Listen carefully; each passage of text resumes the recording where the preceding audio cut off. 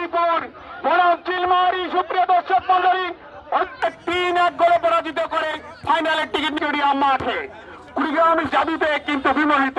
আবার চমৎকার সরাসরি গোলরক্ষক এবং এখানে কিন্তু রয়েছে কিন্তু বল বাপায়ের চূড়ালো ছক। এবারে কিন্তু আবারও কিন্তু যাত্রা শুরু হয়েছিল, এই টুর্নামেন্টের যাত্রা শুরু হয়েছিল সেই এবারে এখনো কিন্তু যাদের অবস্থান মাঠের দক্ষিণ প্রান্ত দুর্দান্ত খেলে থাকে তারা। সুপ্রিয় দর্শক মন্ডলী, আমরা যত চানাচুর আমরা দেখি সব কিন্তু উলিপুর।